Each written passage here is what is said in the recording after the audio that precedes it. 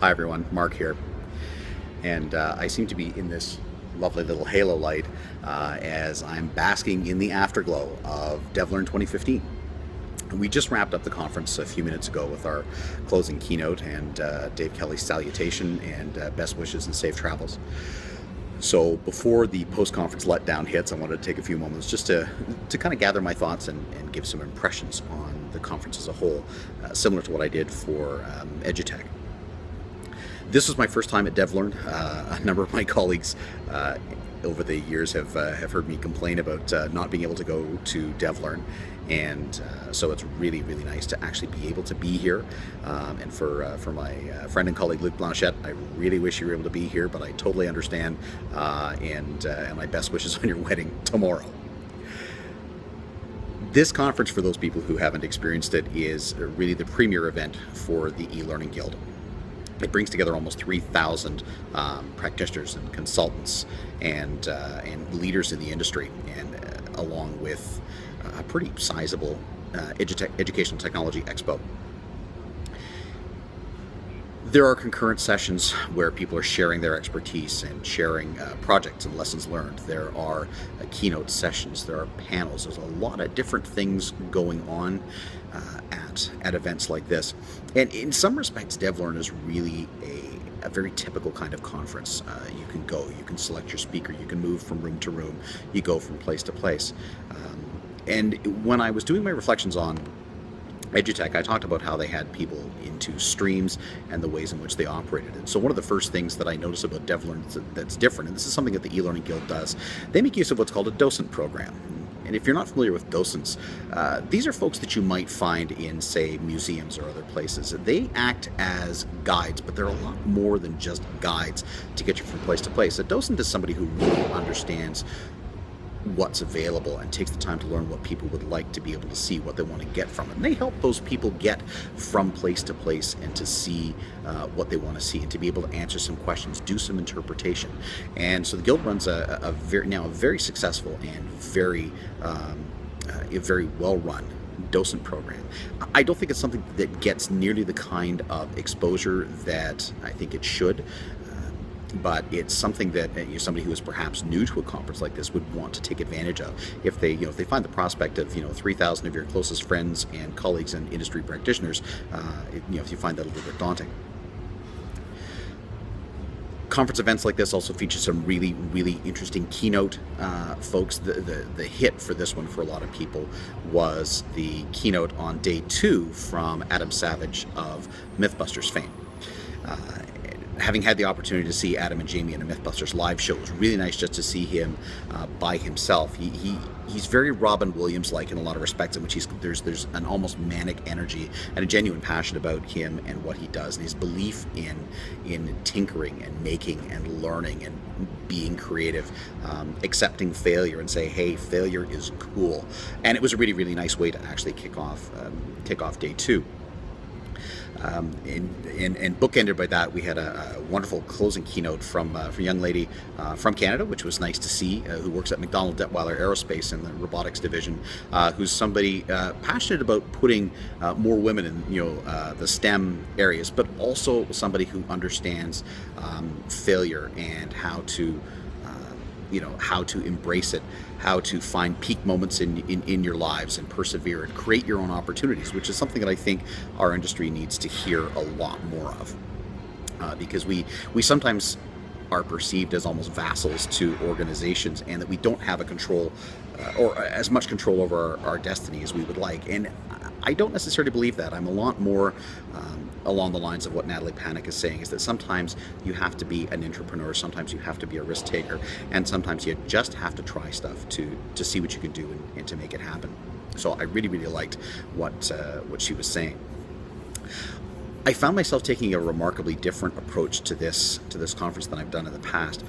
As an educational technology geek, of course, I want to spend some time in the expo hall and see what people are doing, see some new technologies, new thinking, and also see what some of the more established players are thinking of. So it was really, really nice to get in there.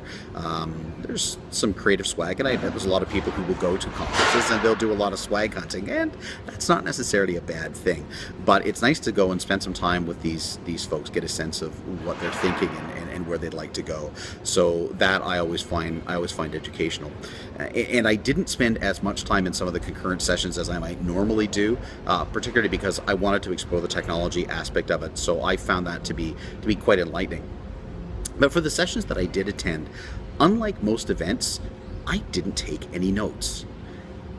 And I noticed as I was partway through the opening keynote and into my first session on day one of the conference, I hadn't gotten out my smart pen to go and take any notes, and I realized that I was sufficiently engaged in what was going on, and I was using the conference application, which is something that's rather neat and something I enjoyed, to share my observations within the conference community and to just get a little bit more engaged and a little bit more connected. So I've made a number of new connections through the conference as well, and I liked that. And I realized that spending some time and doing some real listening gave me a different view of my entire conference experience. And I don't know if other people have actually done that, and maybe just playing listener for 3 days isn't what you want to do. But I really liked it. I really enjoyed it.